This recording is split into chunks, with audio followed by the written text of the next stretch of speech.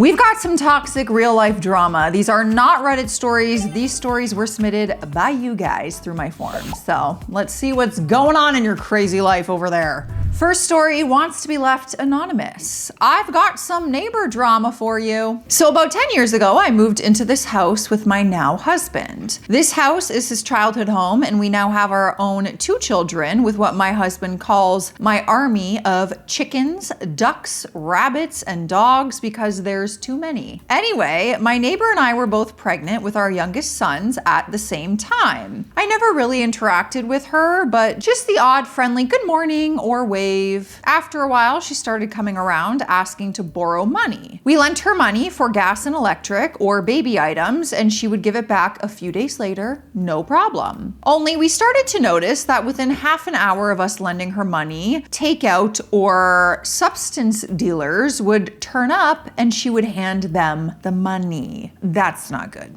Not good at all. So we stopped giving her money, but we would offer to buy baby formula or physical items to help her. We invited her eldest son around for a play date with our older daughter one day on a nice day, as we have some land. But after that, the neighbor began to just start dropping off her son at our door before we had even opened it. Her and her boyfriend would just drive off and gave me no choice but to take care of this boy, regardless of her own plans. That's so bizarre. And she would be gone for hours out for dinner and seeing friends and all that. She's acting like y'all are besties. I mean, even then, you really wouldn't do that with your bestie. That's insane! This young boy would also somehow climb our fences and be stood at our glass back door at 7 a.m. when I let the dogs out for a wee. So I would come down half asleep and he would just be standing there staring into our house. We had to set some boundaries after this boy started acting inappropriately towards my 6-year-old. He was about 9 or 10 at the time, and she just didn't like it. She thought that we were being rude and weird, so she stopped talking to us. No problem for me. Anyway, we ended up working together for a bit. Everything was fine, we were civil, and we actually got along for a while until she ended up getting fired for doing substances at work. After years of her doing awful things to my boss, legally I cannot mention what they are, but it's bad, it seems like I might be her next target. She spreads rumors around the village about me, telling people I'm an alcoholic, I do substances, I'm harmful to my kids, my husband and my relationship is toxic, and that I'm obsessed with her and I stalk her, and that my son is evil. I've ignored her for years, completely blanking her existence entirely because it's easier than to poke the bear. My kids and my husband do the same. This year, I had to send her a letter to remove some things that she had dumped on our property. She has filled a 5 by 6 foot space with soil, broken bricks and slabs, metal poles. This pile was not only 5 by 6 feet, it was about 5 feet high as well. Because I sent her this letter to request it to be removed so that we could make repairs to our fences and flower beds, and it was breaking and trees were rotting, she decided she was unhappy about this and made a false report to animal welfare and told them that she had seen me harm my dog. They investigated it and deemed that it was a false report. She came around and threatened my 7-year-old son because he was washing his bike in the garden and turned the hose to high, and some of the water sprayed through the trees onto her side. She claimed it soaked her, but now she puts on sprinklers every single day on the highest setting, pointing at our garden, and sprays not only my children, my animals as well, every single morning. I would lose my mind. I'm already annoyed. I had to get the police involved because there was some fraudulent behavior that she was trying on me, and they said to install some cameras, so I did, and she stared at me while we installed them. The next week, she got cameras and pointed them straight at our garden. A little camera war.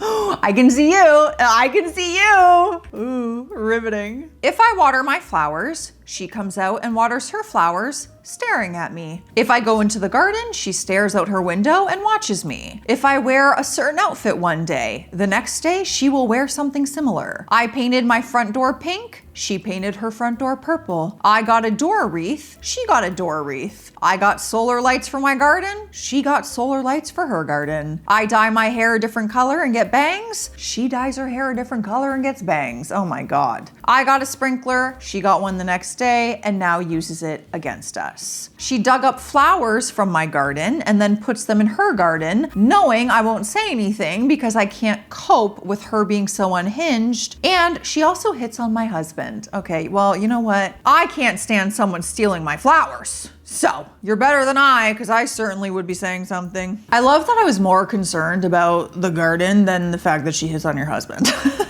Don't mess with my plants. She poured weed killer and threw salt over the fences on my vegetable beds. She follows me around and walks behind me. Her son has been caught being a peeking Tom. There is so much more, but I just don't know if I'm being dramatic. But is this weird to anyone else? I don't speak to her. I don't speak about her. I avoid anyone who is friends with her, and I don't even have social media. So other than us working together and being neighbors, she just seems to hate me, and I don't understand why. But it makes me feel like I'm walking on eggshells all the time, and some of this stuff has been going on for years. And the latest one happened this morning while I was writing this, so it's not going to stop anytime soon. If she listens to you, then God knows what I'm going to do because she's looking for reasons to start issues at this point. So, can imagine this will tick her off as it's an obvious story that she will know it's about her. Anyway, there is some legal stuff going on at the moment, so I will send you an update when and if I get one. Oh boy. Well, if she's here, hello. How awkward for all of us to be in this together. No, I don't think you're overreacting. I think that's just like a slew of so many different things. I would also feel like I'm walking on eggshells. Yeah, I don't know how you fix something like this. A conversation? Would that do any good at all? I don't know. Maybe?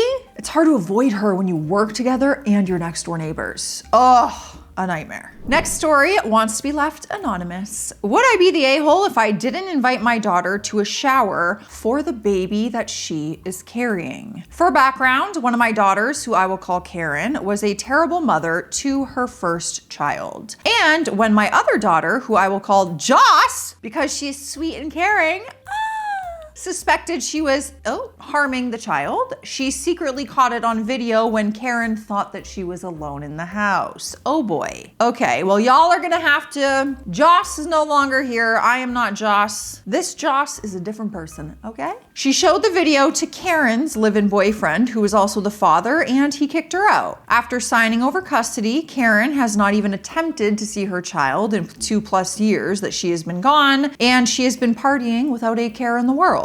Her child, who was 6 when she left, has been saying how happy she is that her mother is no longer in her life because now, that's sad, no one harms me, I will say, because we can't say certain things when it pertains to children. She is also in counseling and is healing. Fast forward to present day. Karen is pregnant again and is still partying, including MJ. The green. Being pregnant hasn't changed her lifestyle one bit, and she has made a lot of enemies of former friends. She will not be allowed to keep this baby when he is born, and she doesn't want to anyway. And none of the potential fathers, there are several, want the baby. So Joss is adopting him to give him a loving, stable home. And I fully support this. Here comes my dilemma. My oldest, who I will call Samantha, and I are hosting a baby shower for Joss. A lot of Joss's friends don't think that Karen should be invited and don't want to attend if she comes. Joss is undecided. To me, if Joss was having the baby herself, there would be no issue with inviting Karen as her sister, and she still is my daughter no matter what she has done. But at the same time, I understand where everyone is coming from and definitely do not support Karen's choices. If Joss outright says she doesn't want Karen there, that that will be the end of it. But she is torn between loving her sister and hating what she is doing to this baby and what she did to her oldest. So, would I be the a-hole if I didn't invite her? Also, if she isn't invited, we plan to invite her oldest child, who is 8 now, since this baby is the half sibling by blood and will be the cousin by adoption. Oh my God. I don't want to decide.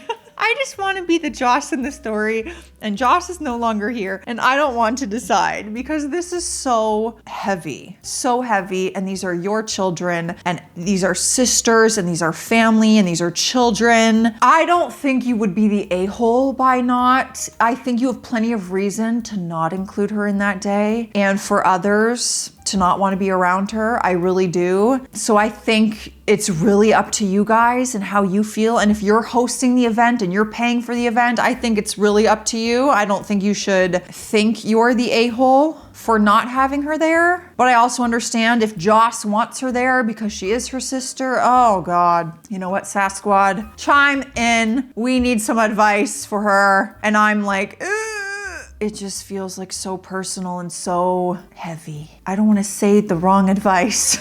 You guys want advice, but I'm scared. I'm not in any position. Don't listen to me ever. Don't listen to me. I don't know if I give good advice. Next story is coming in from Kiki. Kiki, do you love me? Do you want me? That's all I can think of when I hear the name Kiki. You probably get that a lot. I'm so sorry. Am I the a-hole for refusing to talk to my mom after everything she has done?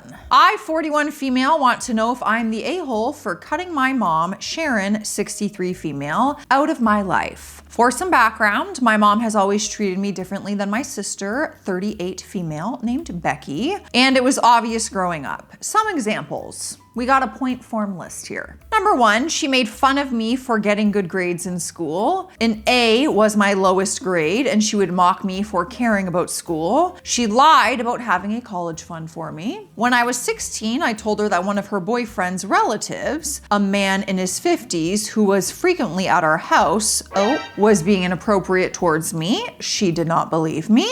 Next, she blamed me for anything that went on in the house, even when I wasn't there. One weekend, I was staying at a friend's house, yet somehow a broken bedroom door was still my fault. Next, she would spend money on lottery tickets, then blame me when she didn't win. That makes absolutely no sense. We were evicted more than 10 times while I was growing up because she wouldn't pay rent. Every single time, she blamed me, even though I was a minor. Next, she found my teenage diary where I wrote about feeling unloved and noticed how differently she treated me compared to Becky. After reading it, she handed it back with a smile and simply said, "Oh, I'm sorry you feel that way." Now fast forward to today. I have an amazing partner, I live in another state, and I finally have a peaceful life. After about a year of no contact, Becky asked me to try and make amends because she and Sharon lived together, and my refusal to speak to our mom was putting Becky in an awkward position. I agreed for Becky's sake. The first time they visited, Sharon brought some old mail and belongings that I had left behind. That's when she handed me my old diary and repeated the same dismissive comment, "Oh, I'm sorry you felt that way," while smiling. It immediately made me question whether reconnecting had been a mistake. Still, I let it go because I wasn't the angry person I used to be. Things were okay for a while, although Sharon was still loud, obnoxious, and incapable of taking responsibility for anything. Eventually, Sharon and Becky were evicted again, but managed to get an apartment through government housing assistance. I was genuinely happy for them because it was a nice place in a better neighborhood. I told Sharon, "Please don't screw this up. You always do something that screw people over." She laughed and promised that she wouldn't. Their agreement was simple. Becky would pay all of the bills, utilities, internet, phone, cable, food, while Sharon, who received disability and housing assistance, would be responsible for the rent, car insurance, and food for the 2 cats that she adopted without Becky's permission. Becky Becky never wanted pets and made it clear that they were Sharon's responsibility. Then COVID happened. Because of eviction protections during the pandemic, landlords couldn't immediately remove tenants for non-payment, and those protections lasted for quite a while since it took that long for the virus to die down. About 3 years later, my partner and I bought our first home. I made one thing crystal clear to Sharon: don't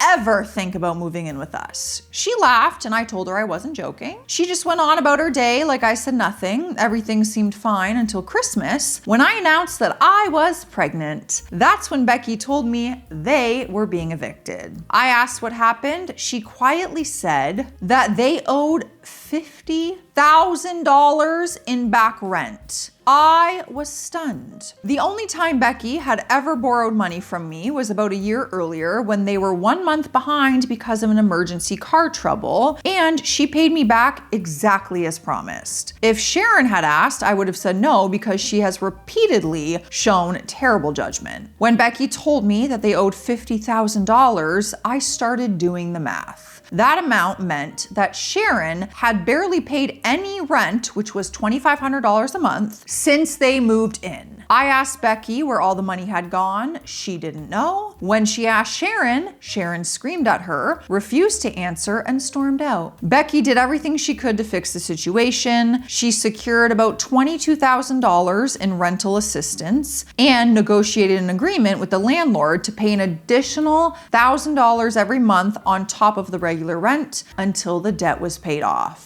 Where the heck did all that money go? Ooh, I wanna know, Sharon. The landlord gave her another chance and things were finally looking up. Then, after months of making payments, Sharon decided to go to the leasing office and curse out the landlord for no apparent reason, so he had enough. He canceled the repayment agreement and gave them 3 days to leave. Sharon never told Becky what she had done. Becky only found out when she went to pick up a package and was informed that the sheriff would be there the next day to remove them. The office also told her Sharon had caused some disturbance, that the police had been called. The next morning, Sharon called me over 35 times. I had just given birth a few weeks before and I was so sleep deprived, so I ignored the calls. Besides, most of the time she only called to complain about random, nonsensical things like someone mowing the lawn, what a stranger was wearing, or what celebrity passed away. Eventually, I called Becky instead. She told me the sheriff was there removing everything and explained what Sharon had done. Becky had nowhere to go. Thankfully, her best friend Hannah offered her a place to stay, but Sharon was not welcome. Becky then had to scramble to find somewhere for Sharon to live. A relative named Lauren agreed to take Sharon in. Almost immediately, Sharon started complaining. She complained about the bed, she complained about the TV not working, even though it wasn't plugged in. Riddle me that. She complained about the food. Lauren had dogs and asked Sharon to keep her cats confined to the bedroom for everyone's safety. Sharon ignored her and kept letting them out anyway, daily. She contributed nothing to the household while criticizing everything. Meanwhile, Becky and I searched constantly for apartments. Eventually, I suggested Becky just get a 1-bedroom apartment that she could afford by herself so that she would never have to depend on Sharon again. Yeah.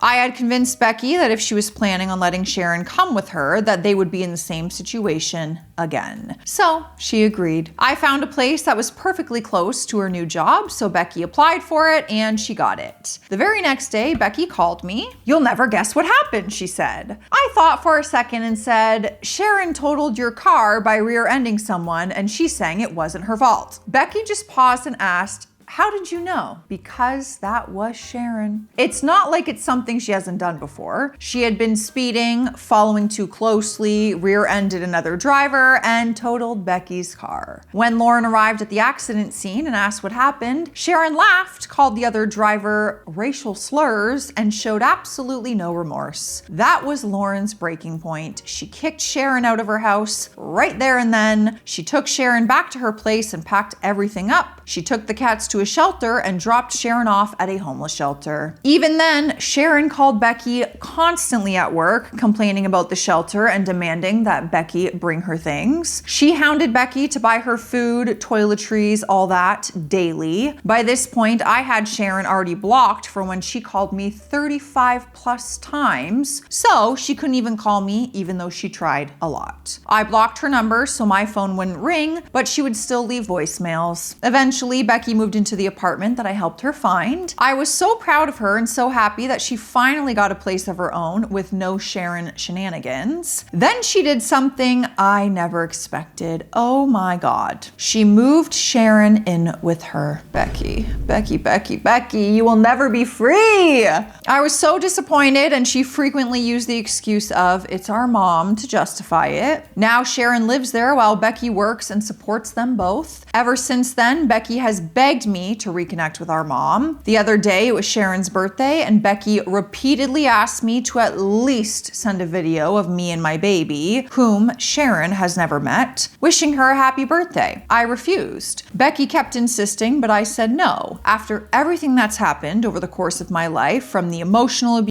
refusing to believe me when I reported being SA'd, constantly blaming me for everything, repeatedly destroying her own life through her own decisions, and then expecting everyone else to rescue her, I simply don't want a relationship with her anymore. So, am I the a-hole for refusing to speak to my mom and keeping her out of my life? Absolutely not. Girl, you didn't even need to write this all up. You could have given me a few points, and I was already like, you're not the a-hole. You have to protect your peace no matter what at the end of the day, and truly, your sister is in this cycle because she does not set those boundaries with your mom. And it's really sad, because that's a tough situation to get out of when you keep going back to it. You know your boundaries that you want to set for your life, that you need to set for your life. I don't think you're the a-hole from setting them and sticking to them. And I wish them the best, truly. I wish your mom the best. I hope she gets the help she needs. I wish your sister the best. I hope she can put up boundaries so she can live her own life happily and not have to be worrying and paying and taking care of your mom. Oh man, that's a lot. That's a lot. I totally understand. It adds a very difficult layer when it's a parent and when it's family, for sure. Do you guys hear that? I hear it.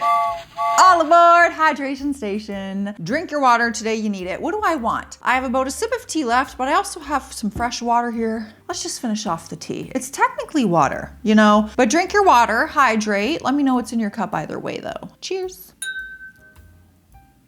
I have been loving that everyone is sharing in the new community area that I opened where you guys can now submit photos. Everyone's sharing their little dog photos, their grandchildren. Honestly, it makes my whole day. I'm like, ah! It's like we were all on Instagram together, because I know not everyone has certain social media platforms. So it's just really fun, and I'm really loving your posts, you guys. I'll try to post on there some more. All right, next story is coming in from Monica. Am I the a-hole for enjoying the big dose of karma my ex-husband has received? I, 36 female, would first like to start off by saying I love your show, John. That's so nice. My current hubby, 40 male, Travis, and I enjoy listening to you in the car during our date nights. Oh my God. I'm a part of your date nights? That's so romantic for all of us. We have been together since November of 2014 and going strong. He is my best friend, my biggest supporter, and the best hubby I could ever ask for. He loves my two oldest as his own. Anyway, back to why I'm here. My ex-husband, Miguel, 37 male, has found himself in quite the predicament, and I can't help but sit back and watch him get all the karma he's getting. Lay it on me. I can't wait to see why we hate him. I'm just kidding. Let me give you a little backstory. Miguel and I met back in high school. He is 6'1", 275 pounds, jock type, but also a little gangster. I am 4'10". 4'10"? Oh! Oh my gosh, I would tower over you. Hillary Duff was 5'2" and I looked like a Yeti next to her. I am 4'10", 105 pounds. This is important information to know for later. When we met, we did not like each other at first. I was a freshman and he was a junior. The next school year, I moved up and I ended up going to the same high school as him. We started hanging out more, and as time went on, we became really good friends. Well, 6 months after he graduated high school in 2006, he got into a horrible accident where an 18-wheeler slammed into him from behind while he was at a complete stop. His mom ended up paralyzed from the waist down, and he has a huge scar on his face where the radio came out